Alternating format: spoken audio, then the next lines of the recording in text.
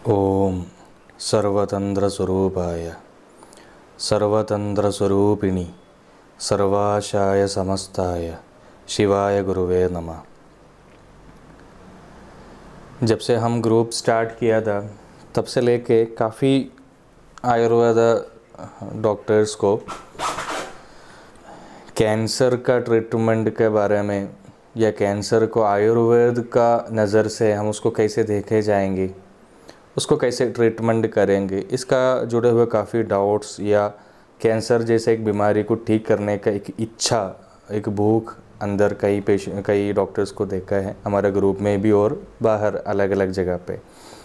जब भी कोई बातचीत वगैरह होते समय ज़्यादातर लोग कैंसर का ट्रीटमेंट के बारे में ही पूछते हैं। तो इसके लिए एक रास्ता दिखाने के लिए है ये ऑडियो। ये कैंसर का कोई प्रोटोकॉल नहीं बता रहे या कोई लाइन ऑफ ट्रीटमेंट भी नहीं बताते, लेकिन यहाँ पे इतना सालों से कैंसर ट्रीटमेंट जो करते हैं, हज़ारों कैंसर पेशेंट्स को जो देखे हुए एक छोटी सी एक्सपीरियंस का मुताबिक किस दृष्टिकोण में कैंसर को देखते हैं, किस दृष्टि से कैंसर को देखते हैं, ये थोड़ा सा आप लोगों को बताते हैं ताकि आप लोगों का रास्ता थोड़ा आसानी हो जाए। आज का समय में कालार्थ धर्म काम मोक्ष पुरुषार्थ का न्यून आदि योग का कारण बहुत सारे अलग अलग रोग पैदा होते जाते हैं। और अगर हम वो सारा रोग है, ये सारा जो रोग बीमारियों को अगर बिल्कुल श्रद्धा से अगर उसको हम डील नहीं किया है तो वो उनका जीवन ही खतरनाक हो सकता है या खतरा हो सकता है। एक चिकित्सा मतलब कुछ दवाइयों का जानकारी या किसी का हाथ में वो पुण्य है, भगवान का कृपा है, तो किसी को भी जो चला सकता है मेडिकल इंडस्ट्री या वैद्य एक व्यवसाय है। चिकित्सा मतलब थोड़ा सा आपको कुछ दवाइयों का जानकारी और थोड़ा सा किस्मत नसीब और साथ के साथ दैव कृपा होते तो आपको हो जाएगा। लेकिन अगर ये आने वाला जनरेशन को भी यूटिलाइज होना है या उसका लाभ मिलना है तो वहाँ पे उसके लिए एक प्रत्यक्ष अनुमान आगम इस तरह का प्रमाणभूत तल में वो वैद्य शास्त्र को चिंतन करके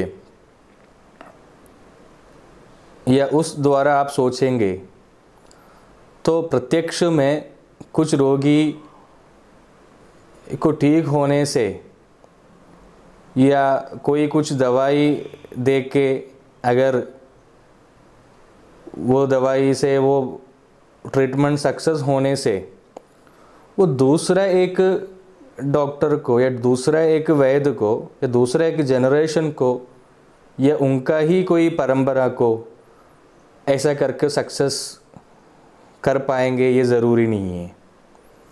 इसलिए शास्त्र मतलब वहाँ पे हमने प्रत्यक्ष अनुमान आगम, क्यों ठीक हुआ है, कैसे ठीक हुआ है, क्यों नहीं ठीक हुआ है, इस तरह का सवालों का जवाब भी साथ में साथ होते हैं तो ही हम उसको वैद्य शास्त्र बता सकते हैं। आगम ज्ञान का मुताबिक रोगी का प्रत्यक्ष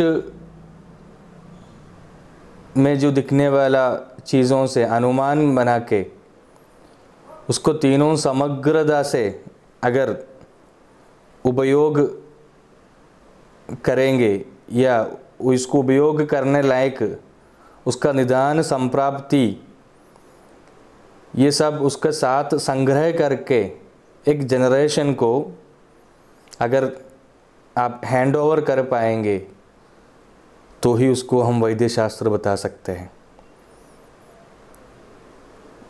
उस मुताबिक या बहुत सारे ऐसा लोग हमारे पहले, बस बहुत सारे वैद्य लोग, आचार्य लोग हमारे पहले यहाँ पे आया है और उन्होंने काफ़ी मार्गदर्शन हमको किया है। आज का समय अलग अलग नया नया बीमारियाँ आते रहते हैं। पुराना काफ़ी सारा बीमारियों आज का समय में पूरी तरह से ख़त्म भी हुआ है। आयुर्वेद का दृष्टिकोण में इतना ज़्यादा जो प्रचार में नहीं हुआ था, जो दो रोग है, एक हृदरोग और एक कैंसर, ये दोनों का कोई स्वतंत्र निदान है भी नहीं है। ग्रंथि और अर्बुद का सिमिलैरिटीज़ का बेस पे हमको अर्बुद को देख सकता है, तो हृदरोग को बिल्कुल कोई स्वतंत्र निदान है ही नहीं है। लेकिन आज सबसे ज़्यादा मेडिकल इंडस्ट्री में शस्त्र क्रिया या सर्जरी, ये दोनों रोगों में इस्तेमाल किया जाता है और इसमें अर्बुद या कैंसर बिल्कुल कोई शस्त्र समर्थ नहीं है।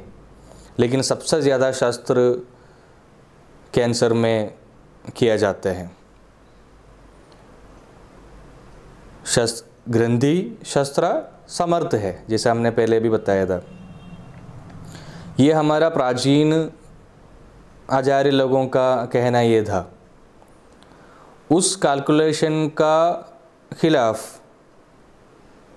शस्त्र समर्थ बना के अर्बुद को या कैंसर को चिकित्सा करने के लिए शुरुआत करते समय कितना परसेंटेज वो कैंसर पेशेंट्स को लाभ मिला है, कितना पेशेंट 5 साल या सर्वाइव किया है या ज़िंदगी उसको लाइफ उसको सर्वाइव हुआ है, ये प्रूव करने वाला कोई भी स्टैटिस्टिक्स हमको अवेलेबल नहीं है। केवल साइंटिफिक है, ये एक संकल्प में, ये एक इमेजिनेशन में या एक बिलीव में है, ये सारा चलते रहते हैं। इसका प्रूफ करने वाला कोई भी स्टैटिस्टिक्स आज के समय में अवेलेबल नहीं है। तो हम उसको आयुर्वेद का दृष्टि में थोड़ा बहुत, मुझे उसका बारे में इतना आइडिया नहीं है, लेकिन एक छोटी सी एक मेरा एक एक्सपीरियंस का मुताबिक, थोड़ा बहुत कैंसर पेशेंट्स को देखने का मुताबिक, इसको किस नज़र पे देखे जाएंगे, ये हम थोड़ा सा उसका एक रास्ता आप लोगों को दिखाना चाहता हूँ। इसमें जो भी काफ़ी आप लोग उसका रिसर्च करते समय, आप लोग उसको आगे पढ़ते समय, मेरा जो ये नज़रअंदाज़ा में कोई भी गलतियाँ हो वो आप लोग उसको सुधार लीजिएगा और उसको सुधार के आप आगे बढ़ सकते हैं। एक ये है महारोगों का लिस्ट में कैंसर आ ही नहीं रहे, इसलिए आयुर्वेद में उसको इतना ज़्यादा प्रचार ये रोग में हुआ नहीं था। उसका एक और कारण ये है कि उस ज़माने में ये इतना ज़्यादा पॉपुलर भी नहीं था, या इतना ज़्यादा उसका जो नंबर ऑफ पेशेंट्स भी इतना नहीं था। आज का समय में जो ऑन्कोलॉजी डिपार्टमेंट का अंडर आने वाला जो लिस्ट ऑफ डिसीज़ है, मोर देन 120 डिसीज़ है, वो आयुर्वेद में सारा कैंसर नहीं है।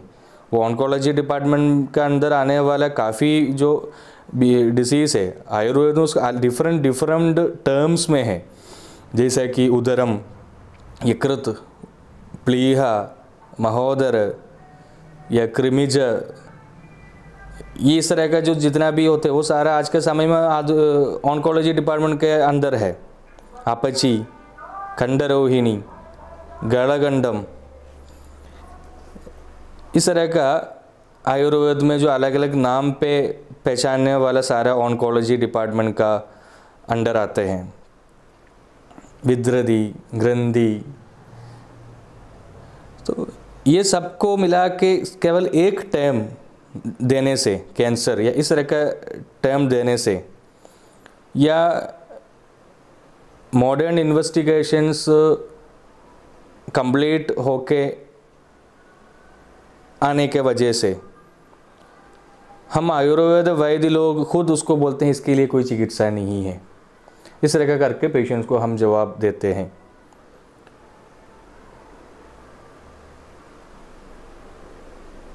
चिकित्सा सब होने के बाद भी रिष्ट लक्षण के साथ कुछ पेशेंट्स आते भी हैं। इसलिए कैंसर को केवल एक सिंगल डेफिनेशन में या डेफिनेशन देके एक सेंट्रलाइज्ड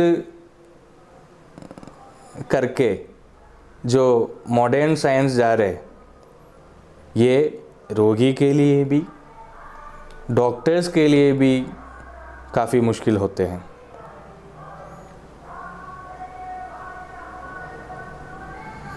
शस्त्र समर्थ नहीं है जो अर्बुद, वो आयुर्वेद का डेफिनेशन सुश्रुत में बताते हैं।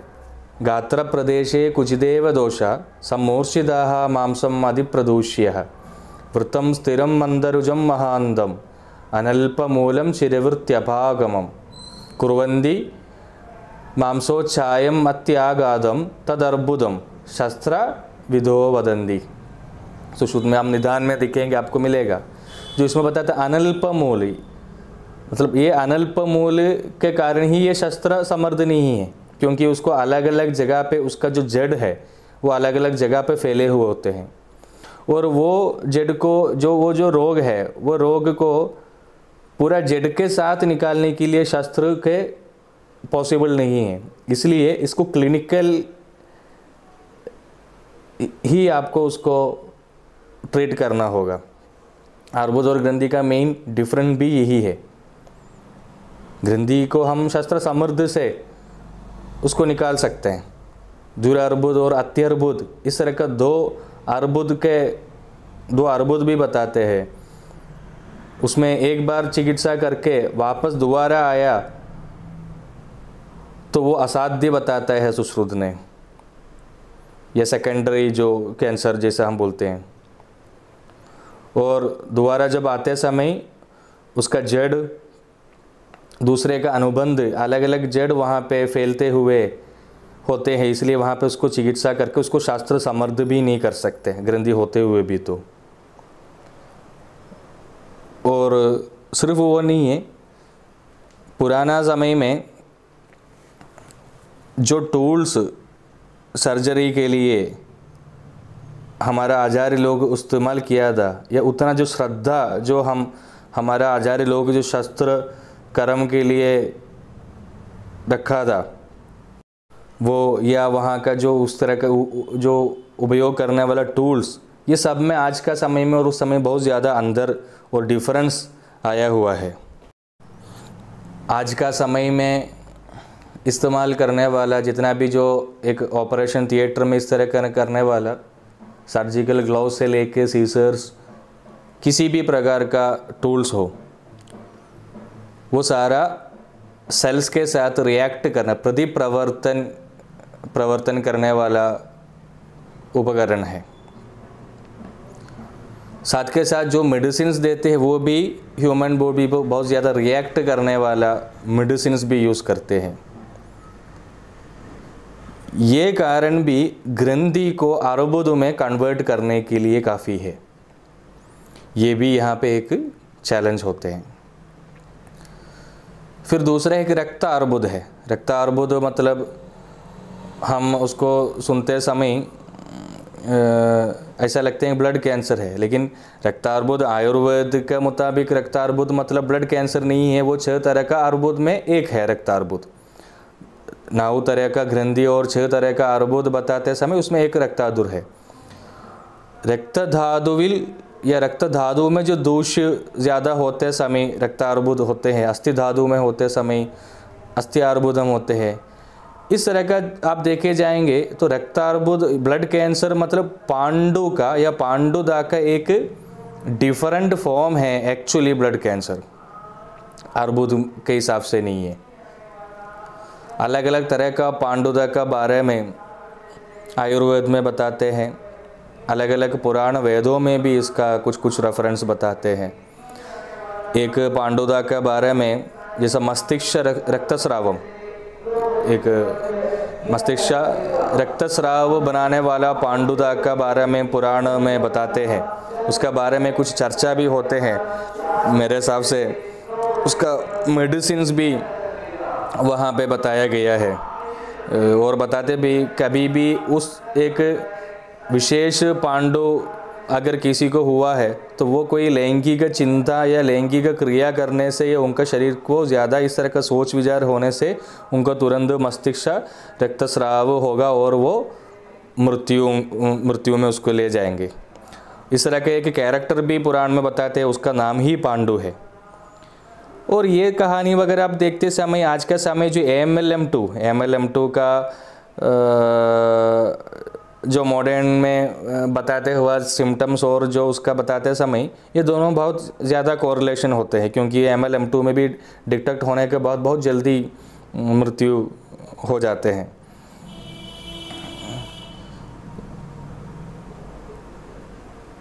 इस तरह का उसमें कुछ मेडिसिन्स बताता था उस समय पुराण में। उसमें एक कुंभक चूर्णम नाम से सौंठ, काली मिर्च, जो त्रिगडू, अम्बा हल्दी, देसी अंडे का जो ऊपर का जो वाइट कलर का जो है उसका छिलका, इस तरह का 2-3 दवाइयाँ मिला के उसको चूर्ण बना के देने के लिए बताया था। और इस एक नज़र पे MLM2 का काफ़ी पेशेंट्स को दिया है, और उनको जितना भी वो पेशेंट्स को पूरी तरह से ठीक नहीं कर पाते हैं, लेकिन जितना समय वो लेते हैं उसको कभी भी उसको ब्लास्ट नहीं हुआ है अभी तक। जो 1 महीने डिटेक्ट होके MLM2 अगर डिटेक्ट होके कुछ महीने का अंदर मृत्यु होने वाला पेशेंट अभी भी 1-2 साल से अभी भी ज़िंदा है, उनका अभी तक ब्लास्ट नहीं हुआ। तो वो तो हमको उसको डायरेक्ट वो कोरिलेशन कितना तक उसको एक सिंपल मेडिसिन काम करते हैं, ये आप लोगों को एक बार एक एग्जाम्पल देने के लिए ये बताया था। और इस तरह के मेडिसिन वगैरह थोड़ा जल्दी से ही शेयर किया तो वहाँ पे उसको बिल्कुल मस्तिष्क का रक्तस्राव होगा नहीं है।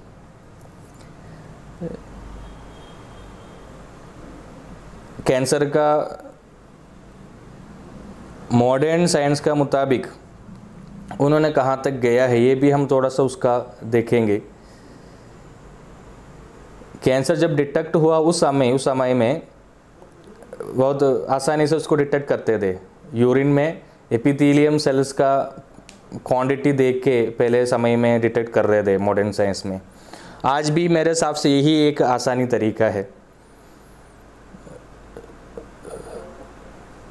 या तो एपिथेलियल टिश्यूज है वहाँ से है इसका एक शुरुआत, उसको एपिथेलियोमा भी बोलते हैं। जैसा हम बोलते हैं वृत्तम स्थिरम मंदरुजम महानदम, इस तरह के एपिथेलियोमा, कार्सिनोमा, मेटास्टैटिस, ये 3 स्टेज में है मॉडर्न साइंस बताते हैं। उसमें जो मेटास्टैटिस है जो फाइनल स्टेज, मेसोडेम में कनेक्टिव टिश्यू में अगर होते हैं तो वो एक अलग तरह का कैंसर होते हैं। एक्सोडेम, मेसोडेम एंड एंडोडेम, इस तरह का 3 इसका बेस पे है मॉडर्न साइंस का सारा कैंसर का ऊपर जितना भी उनका रिसर्च हो है। और उस रास्ते में हम जाएंगे तो हमको वहाँ पे कुछ भी रिज़ल्ट नहीं मिलने वाला है, क्योंकि हम सब देख रहे हैं मॉडर्न साइंस उस रास्ते पे जाने के भी उनको कुछ भी रिज़ल्ट नहीं दे पा रहे, अभी भी कैंसर को कुछ भी उनको कर नहीं पा रहे। और जो वो फेल हुआ वही रास्ते पे आप भी चलेंगे तो आप भी फेल हो जाएगा। मॉडर्न साइंस के मुताबिक आज का समय जो चिकित्सा होते हैं क्लिनिकली ऑलमोस्ट सारा डिसीज़ में आज का समय में मॉडर्न साइंस फेल है। सर्जरी के अलावा एक चिकित्सा अभी बोल नहीं सकते मॉडर्न साइंस में, ये है आज का समय में आप मॉडर्न साइंस के देखेंगे तो।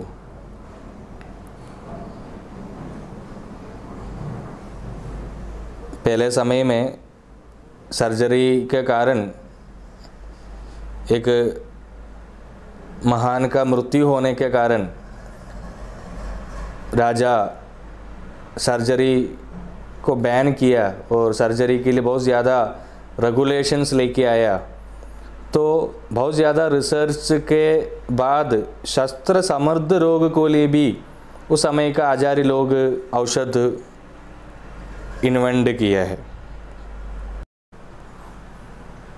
उस हमारा पहले प्राचीन आचार्य लेकर उस एक बुद्धि से, उसी एक सिमिलर नज़र से हम देखे जाएंगे तो ये सारा रोग के मोस्ट ऑफ रोग साध्य रोग में अंडर आते हैं। दवाई दे के, मेडिसिन औषध का प्रयोग करके हम उसको एक साध्य कर सकते हैं। इसके लिए दोष समूर्छना का बारे में बहुत स्ट्रॉन्ग नॉलेज हमको होना बहुत ज़रूरी है। उसके लिए हम ये मॉडर्न साइंस फॉलो करेंगे तो नहीं मिलेंगे। जैसे हम पहले बताया था, मॉडर्न साइंस इसको 3 तरह का बताते हैं। एक्सोडर्म में एपिथेलियल टिश्यू में स्टार्ट होने वाला, दूसरा मेसोडर्म में कनेक्टिव टिश्यू में होने वाला। कनेक्टिव टिश्यू डिसऑर्डर के हिसाब से बहुत सारे और भी डिसीज़ है, जैसा आमावाद या रोमेटोइड आर्थराइटिस भी कनेक्टिव टिश्यू है। SLE सिस्टमिक लूपस एरिथ्रेमाटोसिस, ये भी एक कनेक्टिव टिश्यू डिसऑर्डर है। आप देखेंगे तो कनेक्टिव टिश्यू डिसऑर्डर में मॉडर्न मेडिसिन में कुछ भी कर नहीं पाते, आमावाद हो या SLE हो। और इस तरह का जो कनेक्टिव डिसऑर्डर में होते हैं उसको सार्कोमा बोलते हैं।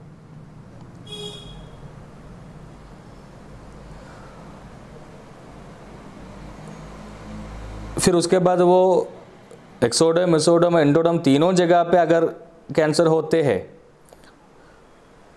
तो उसको टेरेक्टोमा बोलते हैं। उस तरह के कैंसर होते हैं। ये है मॉडर्न साइंस का एक कहना। हम उसको एक एक करके इंडिविजुअल करके एलाबोरेट करके लेके जाएंगे तो हमारा लक्ष्य होगा नहीं है और हमारा नीयत भी वो नहीं है। तो इसलिए वो एक साइड पे आप रख लीजिएगा। आप थोड़ा सा ध्यान से देखेंगे तो मॉडर्न साइंस का जितना भी सारे जो सिद्धांत होते हैं वो बिल्कुल अल्प आयु है, उसके लिए बहुत कुछ समय के लिए होते हैं। उसके लिए वो बताते हैं कि शास्त्र मतलब हमेशा चेंज होने वाला है, उसको शास्त्र बोलते हैं। पहले वो बोलते थे शास्त्र मतलब स्थिर है, अभी बोलते हैं शास्त्र चेंजेबल है, मूवमेंट होते हैं शास्त्र को। आयुर्वेद का सिद्धांत कभी चेंज नहीं होते, इसलिए उसको जीवन नहीं है, इसलिए वो शास्त्र नहीं बोल सकते हैं। ये है उनका। और हमारा आयुर्वेद डॉक्टर्स भी इनका ये कहानी फॉलो करते आते हैं। कुछ लोग बोलते हैं कैंसर तो पहले था ही नहीं है, कैंसर अभी अभी आने लगा है, ऐसा भी कुछ लोग हैं। कुछ लोग बोलते हैं कैंसर पहले डिटेक्ट करने के लिए उस लायक का कोई टेक्नोलॉजी नहीं था पहले, वो सब अभी अभी आने लगा है, इसलिए वो कैंसर को पता नहीं चला। इस तरह का सोचेंगे तो हम चिकित्सा नहीं कर पाएंगे। आयुर्वेद का चिंता के अनुसार सन्निकृष्ट विज्ञान और विप्रकृष्ट विज्ञान को लेकर, जैसा सन्निकृष्ट कारण मतलब दोष, वाद पित्त कफ दोष का सन्निकृष्ट कारण, और कालार्थ कर्म का आदि मिथ्या न्यून योग विप्रकृष्ट कारण है। उसके साथ प्रज्ञापराध वो भी विप्रकृष्ट कारण में आते हैं। ये सबको मिला के दोष, दूष्य, बल, इसके बारे में अच्छे से पढ़ाई करके गहरे से उसको देख के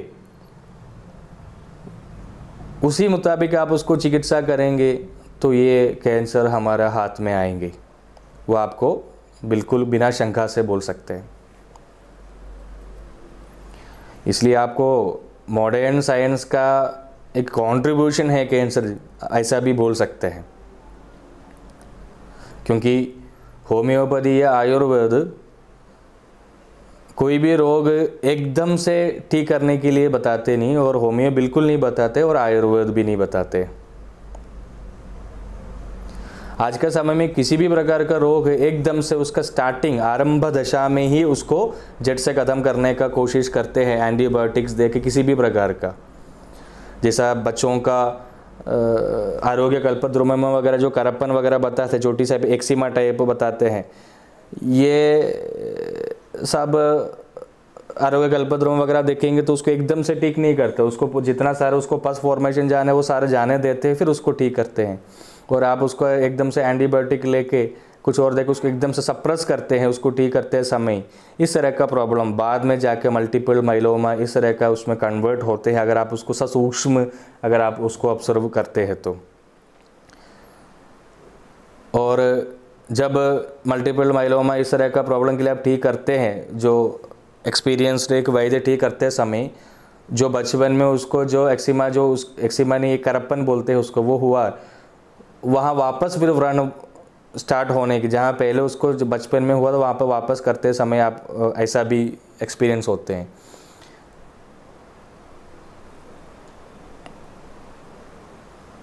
इसलिए फिर वो जो वापस स्टार्ट होते समय जो वैद्य क्या करते हैं कि उसको फिर पहले ये ठीक करने के बाद फिर उसको ठीक करने की ज़रूरत होती भी नहीं है, क्योंकि ये सारा डायरेक्ट उसको मस्तिष्क में इफेक्ट होते हैं।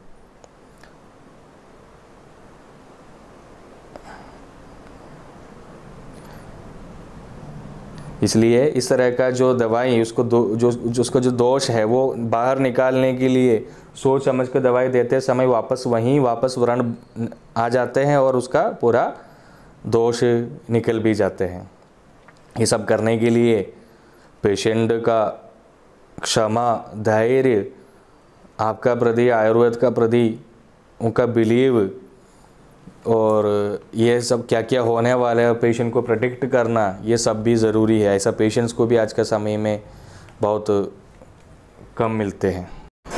और साथ के साथ हम पेशेंट को ये भी समझाना है इस तरह का केसेस में जो हम दिए हुए जो औषध है वो किस तरह का उनका शरीर में एक्ट करने वाला है, और साथ के साथ उनको परहेज में खाने वाला क्या क्या चीज़ है, क्या क्या उसको खा सकता है, ये सब उसको अच्छी तरह से आप उसको समझाना है। इस तरह के करके जो वैदिक क्षमत्व बल जो है, जो रोगी का अंदर अगर वैदिक क्षमत्व बल है, अगर उस ऐसा रोगी में अगर इस तरह का आप करते हैं तो डेफिनेटली वो इस तरह के एक्सपेरिमेंट्स वगैरह भी सक्सेस हो जाते हैं। उसके लिए जो क्षमा और आबद संधि में प्रयोग करने वाला, मतलब क्रिटिकल केयर में प्रयोग करने वाला औषधि का ज्ञान, कॉमन सेंस, ये बहुत ज़रूरी है, क्योंकि मॉडर्न साइंस और मॉडर्न आज का समय में जो जनरेशन में कॉमन सेंस नाम से कोई चीज़ होती ही नहीं है। ये अच्छे तरफ से होना चाहिए इस तरह का ट्रीटमेंट वगैरह करते समय। अगर वो नहीं है तो आप जो रोगी है, रोगी का सामने आप जो संघर्ष में होते हैं, जो संकोच होते हैं, वो संकोच रोगी को जल्दी समझ आते हैं। आप सोचते हैं कि समझ नहीं आता, जैसा आप संकोच कर रहे हैं रोगी को समझ जाते हैं तो रोगी खुद फिर खतरे में जाते हैं और वो रोगी की कोई भी रक्षा नहीं कर पाएंगे। और सिर्फ ये नहीं है, और रोगी हमको छोड़ेगा भी नहीं है। इसलिए इस तरह का रोग और सिचुएशन वगैरह डील करने के लिए विपत्ति धैर्यम, मतलब वो जो इस तरह का फेस सिचुएशन कहने के लिए जो धैर्य है, विपत्ति धैर्य, वो होना बहुत ज़रूरी है। उसके लिए वो एक विपत्ति धैर्य कमाना, उसके लिए वो पुण्य मिलना, वो बहुत ज़रूरी होते हैं। आज का समय में एक अच्छा खासा परसेंटेज ऑफ डिसीजेस आयाट्रोजेनिक है। कैंसर भी एक मेजॉरिटी ऑफ परसेंटेज कैंसर भी आयोट्राजेनिक है। आयोट्राजेनिक दो तरह का होते हैं, एक औषधजन्य और एक वैधजन्य। औषधजन्य मतलब जो हम देने वाला जो मेडिसिन्स, उसका प्रतिप्रवर्तन या उसका रिएक्शन के कारण होने वाला डिसीज़। दूसरा जो चिकित्सा करने वाला वैद्य है, उसका जो भय, संकोच, कन्फ्यूजन वो, या उनका जो डराने वाले बातें, ये कॉन्वर्सेशन जो हम रोगी के साथ करते समय, या वाचिक, मानसिक, कायिक कारण के कारण, जो वाग्भट जी ने बताई हुई इस तरह का चीज़ें के कारण जो रोगी का अंदर एक भय पैदा होते हैं चिकित्सक या वैद्य के कारण, उस कारण उसका हिस्टामिन जैसा ये ज़्यादा प्रोड्यूस होने शुरू हो जाते हैं, TSH वगैरह ज़्यादा होने शुरू हो जाते हैं। इस तरह का एक आयोट्राजेनिक डिसीज़ में होने वाला बीमारी भी आज का समय बहुत ज़्यादा है, औषधजन्य और वैद्यजन्य। कैंसर में भी आज का समय में जब तक कैंसर डिटेक्ट होते नहीं है तब तक पेशेंट बिल्कुल स्वस्थ रहते हैं। जब कैंसर डिटेक्ट होने के बाद एक ऑन्कोलॉजिस्ट के पास जाते समय सबसे ज़्यादा उनका डर एक डॉक्टर से मिलते हैं। उनको एक डॉक्टर का धर्म होते हैं कि उसका डर दूर करना, लेकिन इस तरह का आयोट्राजेनिक डिसीज़ कैसे होते हैं, उनका इस तरह का प्रेडिक्शंस और उसका एक डराव पैदा करना पेशेंट का अंदर, इसमें आज का समय में डॉक्टर एक अच्छा हिस्सादार है ज़रूर।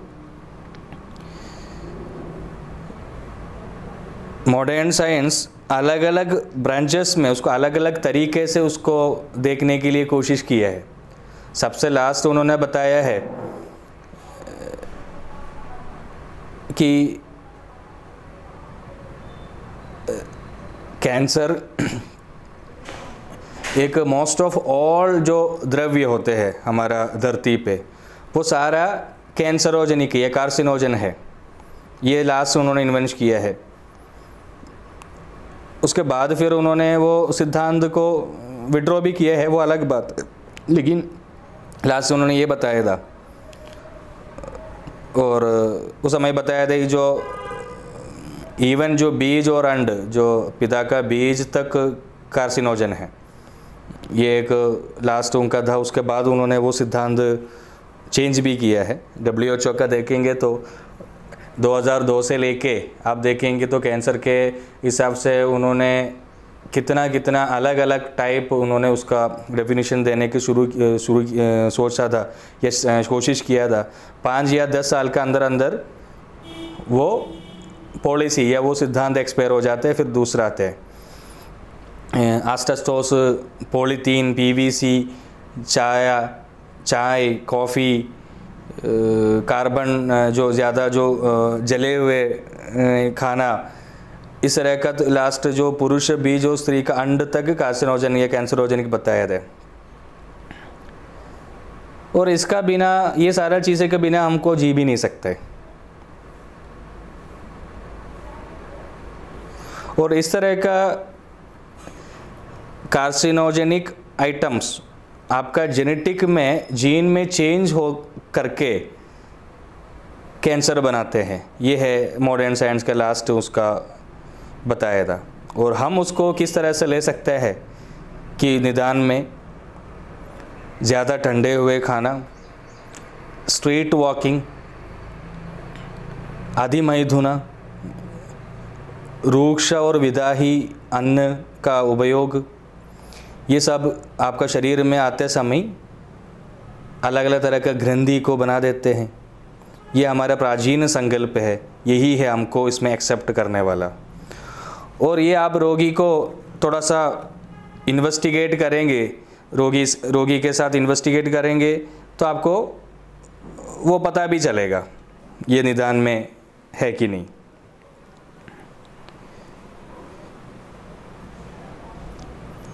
उसके बाद आप उसको साध्य असाध्य को आइडेंटिफाई करके चिकित्सा स्टार्ट करेंगे तो उसका रिजल्ट भी आपको ज़रूर मिलेगा। इसमें कुछ चीज़ें कैंसर में जो मॉडर्न साइंस असाध्य बताते हैं, इवन असाध्य बताए हुए कैंसर्स भी बिल्कुल रिश्ता लक्षण सारा दिखाने शुरू हुआ उस सिचुएशन में भी, ये उस सिचुएशन तक भी अगर आप बिल्कुल श्रद्धा से उसको उपचार करेंगे तो उसका रिजल्ट ज़रूर मिलते हैं। हमारा खान पीन के ऊपर जो मॉडर्न साइंस में जो इन्वेंशंस आया है ये भी आज का समय में एक अलग अलग रोग का और कैंसर का कारण है। मतलब कैंसर हमारा आहार विहार इस तरह का कारण से भी आते हैं। और हमारा government, media, medical companies, scientist, modern doctors, even Ayurveda doctors, इसके एक अच्छा खासा परसेंटेज स्मोकिंग और अल्कोहल को दिया है। स्मोकिंग और अल्कोहल सब बंद करना है, वो सही भी है अगर आप उसका कंजप्शन कम कर सकता है। तो आप पिछले 5-10 साल के देखेंगे तो हर जगह smoking is injurious to health, it causes cancer, alcohol का बताते हर मूवी में, हर जगह पब्लिक में। लेकिन आप उसका स्टैटिस्टिक देखेंगे पिछले 10 साल से स्मोकिंग और अल्कोहल कंजप्शन बढ़ते जा रहे, कम नहीं हो रहे। तो उसका मतलब वहाँ पे आप इस तरह का प्रचार करने से किसी का भी मन में, जो पहले किसी ने स्मोकिंग करते थे तो उनका मन में ये नहीं था कि उसको इस तरह का बीमारी आएंगी। ये उनका स्वप्न सुषुप्ति जागृत में अभी एक चित्त में ये बैठा देते हैं कि ये कैंसर करने वाला है। तो वो एक एक सिगरेट पीते समय, एक एक बैग लेते समय उनका मन में ही कि मैं ये कैंसर करने वाला चीज़ ले रहा है और मुझे आज या तो कल तो कैंसर होने वाला ही है। तो उनका चित्त उनको उस तरह ले जाएंगे, उसका कोश, उसका सेल्स उसको उस तरह ले जाएंगे।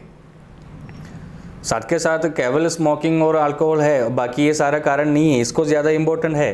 पहले भी बताया था, पहले ज़माने में शादी विवाह में वगैरह आप देखेंगे तो वहाँ पे जो सिगरेट्स, जो बीड़ी वगैरह एक प्लेट्स में रखते थे, जो भी पब्लिक्स आते थे उसको पीते थे। यहाँ पे जो थोड़ा सा ओल्ड एज लोग हैं तो उनको पता चलेगा, समझ आएगा। जितना सिगरेट उस समय पीते उतना सिगरेट तो फिर बाद में पिया नहीं था। लोग हमेशा चेन स्मोकिंग करते थे, तभी इस तरह का लंग कैंसर या किसी प्रकार का कैंसर इतना रिपोर्ट किया नहीं है। तो केवल सारा जो ब्लेम वो स्मोकिंग और अल्कोहल को देने वजह, इस तरह का प्रॉब्लम में भी, इस तरह का निदान में भी हम कंसंट्रेट करना वो बहुत ज़रूरी है। क्योंकि इस तरह का बोलेंगे हम कैंसर स्मोकिंग और अल्कोहल से है तो ब्रेन उसी हिसाब से एक पैटर्न हमारा अंदर डिज़ाइन करेंगे ब्रेन का अंदर।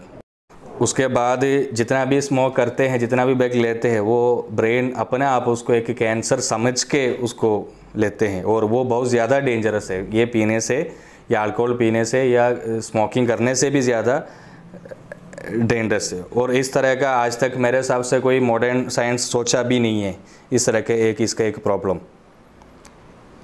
और इसको हमने अभी कैंसर को चिकित्सा में इसको कैसे लेंगे, ये आप चरक संहिता में शरीर अवयवास्तु परमाणु भेदेन अभिरिसंख्याय भवन्ति अधिसौक्ष्म्यात् अतीन्द्रियत्वाच्च तेषां संयोग विभागे कारणं वायुः।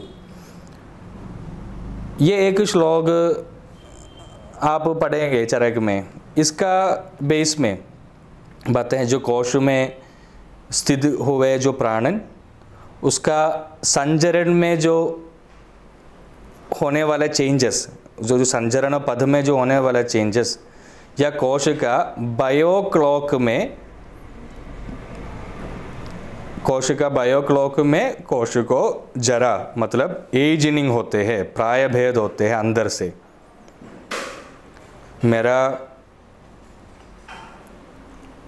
अभी तकरीबन 1970 से 1970 से मेरा गुरु परंपरा में गुरु लोग ये श्लोक के मुताबिक कैंसर को दृष्टिकोण के देखते हैं, इस दृष्टिकोण से उसको ट्रीटमेंट करते आ रहे। जैसा यहाँ बातें बताते हैं, जैसा अतीन्द्रियत्वाच्च मतलब वहाँ पे बताते हैं कि हमारा इंद्रिय को दिखने वाला नहीं है वो हैं, और ये भी बताएंगे जो हम दिखते नहीं है वो चरक सुश्रुत सब देखा भी है, वो भी उन्होंने बताया है। तेषां संयोग विभागे कारणं वायु, शरीर का एक एक अवयव में अलग अलग जो कोश होते हैं वो हर हर कोश से निर्मित, कोश समूह से निर्मित है। कोश मर्म से ज़्यादा कोश द्रव को इम्पोर्टेंट है। तो कोश में, कोश सिर्फ एक सेल, सिर्फ एक जीवी का जैसा या एक उसका खुद एक इंडिविजुअल जीवी का जैसा उसका कैरेक्टर, उसका स्वभाव भी होते हैं और उसी हिसाब से एक लोकल एक्शन भी वहाँ पे होते हैं। अगर आप देखेंगे तो हम मॉडर्न के हिसाब से देखेंगे तो मिटोसिस में बहुत बड़ा चेंजेस आएगा। ये मिटोसिस का चेंजेस अर्ली एजिंग सेल्स को अर्ली एजिंग में लेके जाते हैं और वो आपको मृत्यु तक ले जाते हैं। वार्धक्य है, यहाँ पे जो वार्धक्य होते हैं, वार्धक्य है मृत्यु का कारण। और वार्धक्य आप अलग अलग मृत्यु का कारण बताएं, स्वाभाविक कारण है। वार्धक्य मतलब एजिंग मतलब मृत्यु के एक स्वाभाविक कारण है, लेकिन हार्मोन से जो डेवलप किया हुआ खाना, इस तरह का हमारे पहले जो बताए हुए निदान, ये सब हमको वो वार्धक्य को जानबूझकर लेके आएंगे। जैसा पहले भी बताया था, हम जो खाने हुआ ब्रॉयलर चिकन, जो एक नॉर्मल एक मुर्गा कम से कम 6 महीने से लेके 1 साल तक लगते हैं उसका मीट अगर खाने लायक होने के लिए, तो आज का समय में ब्रॉयलर चिकन 21 दिन का अंदर 21 से 28 दिन का अंदर आपको खाने लायक बन जाते हैं, उसका अंदर ग्रोथ हार्मोन इंजेक्ट करके। ये सब हमारे मिटोसिस में बहुत बड़ा चेंजेस, बहुत ज़्यादा फास्टिंग करते हैं। पहले भी हमने बताया था 1960 से जब एक गर्ल को, एक लड़की को, जब वो लड़की होते थे, वो 15-16 साल में उनको फर्स्ट पीरियड आते हैं, तो उस समय तक उन्होंने बच्चा होके वो खेलते रहते थे। तो 1980s में 14-15 साल में लड़कियों को पीरियड्स महीने आने लग गया। फिर उसके बाद 1990 में ये 13-14 साल में आने लग गया। इस तरह का देखेंगे तो आज 2020 में 7 साल से 10 साल के बीच में लड़कियों को, लड़कों को भी एडोलेसेंस एज तक पहुंचते हैं, या उनका लड़की को महीने आ जाते हैं और लड़कों को बीजशेषी हो जाते हैं। हमारा नया स्टडीज़ वगैरह बताते हैं आयुर्दैर्घ्य, जो लाइफ एवरेज पहले से बहुत ज़्यादा बढ़ी हुई है, ये हमारा मॉडर्न स्टडीज़ का कहना है। लेकिन आपको अवेलेबल स्टैटिस्टिक्स के अनुसार, ये जो स्टैटिस्टिक्स और ये जब सब हमारा government officials, government institutes, modern doctor, scientist वगैरह ये जो बताते हैं, ये क्लेम कितना तक सही है, ये थोड़ा सा आप लोग खुद, आप लोगों का घर पे, आप लोगों का माँ, ग्रैंड पेरेंट्स के बारे में सोचेंगे वो कितना साल तक जिया है और आज के समय में कितना तक जिया है, तो आपको पता चलेगा लाइफ एवरेज अभी था ज़्यादा या पहले था।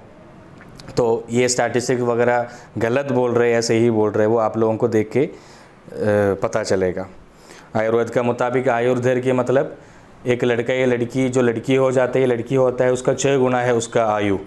मतलब जब 15-16 साल में अगर लड़की हो जाते, उसको पहले महीने होते हैं, तो उसका मतलब उसको 90 साल उसका लाइफ एवरेज है। और 7 साल में होते हैं या 10 साल में, 7 साल में होते हैं, तो उसका लाइफ एवरेज 42 ईयर है। तो आप समझ लीजिएगा इसका कितना तक ये हमको प्रॉब्लम्स क्रिएट करते हैं। इसके लिए मैंने एक बार बताया भी था, जो केरला में या ऑल इंडिया में ही सबसे बड़ा एक हॉस्पिटल है अमृता इंस्टीट्यूट ऑफ साइंस। वो अमृता इंस्टीट्यूट ऑफ साइंस में जो पीडियाट्रिस्ट है डॉक्टर राजीव, उन्होंने जो एक स्कैनिंग रिपोर्ट पब्लिश किया था एक 3.5 साल का बच्ची का,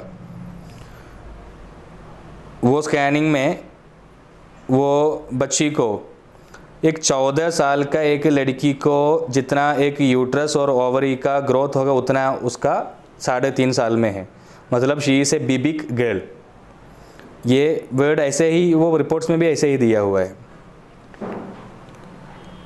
जब हम 5 साल 6 साल का लड़के को उसका माँ हो, बहन हो या पड़ोसी हो, कोई भी हो, उसको गोदी में उठाते समय उनका अंदर का वैचारिक या मानसिक भाव में चेंज होते हैं।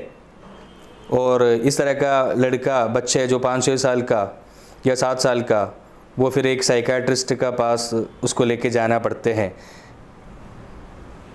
इस तरह का बाप के, ब्रदर के या पड़ोसन के गोदी में वगैरह बैठते हैं जो 5-6 साल या 7 साल का जो लड़कियां हैं,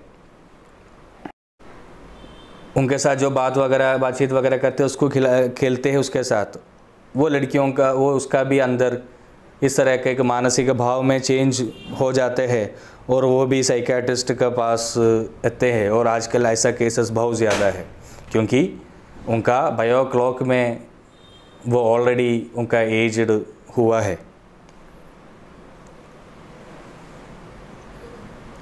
इस तरह का चीज़ें वगैरह भी आज का समय में होते समय हम चरक जी का वो जो श्लोक को बहुत ज़्यादा इम्पोर्टेंस देना है।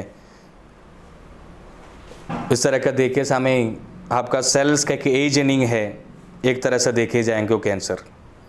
मॉडर्न साइंस ये चीज़ लेटेस्ट अभी बोला है, मतलब cancer is ageing of cells. पहले वो ये नहीं बोला था, जब वो बोला तो उसको नोबेल प्राइज़ भी मिला था। फिर भी शुक्र है कि वो लोग इस तरह का उसको सोचने के लिए शुरू किया है।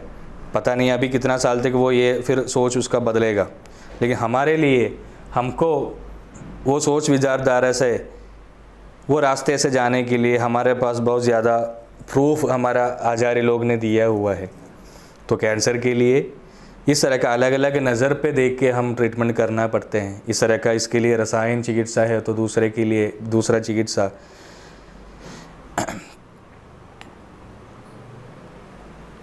क्योंकि आयुर्वेद में आयुर्धैर्य के लिए या वार्धक्य के लिए चिकित्सा बताया गया है।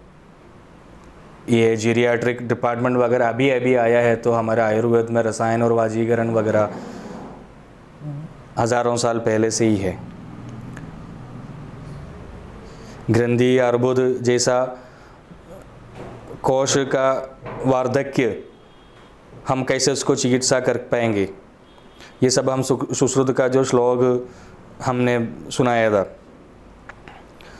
शरीर में कहीं पे भी कोई स्थान संशय होके मांस धातु को दूषित करके वृत्ताकृति में स्थिर होके कम दर्द में ज़्यादा साइज में एक जड़ के साथ मोर डेप्थ में डीप में ये अर्बुद होते हैं, ये भी हमने देखा। उसमें वाद पित्त कफ रक्त मांस मेदस इस तरह का अलग अलग जन्य उसमें 6 तरह का भी है, वो भी हमने देखा। माधव निदान में रक्त दूषित होकर जो हो रहे वो अर्बुद को थोड़ा ज़्यादा विस्तार से बताया भी गया है। और हम ये भी बताएंगे शस्त्र समर्थ नहीं है अर्बुद, क्योंकि उसका अलग अलग जड़ होते हैं। तो इस तरह का अलग अलग नज़र से हम देख के कैंसर को हम देखेंगे तो कैंसर बहुत आसानी से हमारा हाथ में आ जाएंगे। और वह करने के लिए गुरु लोगों का कृपा आशीर्वाद, हमारा पुण्य, ये भी इसमें बहुत ज़रूरी है। केवल एक ज्ञान होने से ज़रूरी नहीं कि वो सब आपको एक पेशेंट आपका सामने बैठे समय वो याद हो जाएगा। कुछ लोग जैसा शायद उनको सारा चीज़ें उन्होंने पढ़ा होगा, लेकिन उसका अगर आपको गुरु का पुण्य नहीं है, भगवान का पुण्य नहीं है, भगवान का कृपा नहीं है, वो ज्ञान के लिए, वो ज्ञान में एक बरकत नहीं है, वो ज्ञान में एक ऐश्वर्य नहीं है, तो पेशेंट सामने बैठते समय आपको वो कुछ भी याद नहीं आएंगे। इसलिए वो भी इसमें बहुत ज़रूरी है। यहाँ पे कैंसर के लिए कोई ट्रीटमेंट नहीं बताया था, कैंसर को कौन सा दृष्टिकोण में देखते हैं ये आप लोगों को बताया। तो यहाँ पे कोई कैंसर का ट्रीटमेंट के हिसाब से कोई क्वेश्चंस वगैरह मत पूछिएगा। कैंसर को किस नज़र के देखना है ये आप लोग बताया, एक शुरुआत, क्योंकि आप लोगों को एक रास्ता दिखाया। अभी आप लोग वो रास्ता से चल के आप देखेंगे तो ज़रूर बहुत कुछ लोग आपको चीज़ें मिलेंगे। धन्यवाद।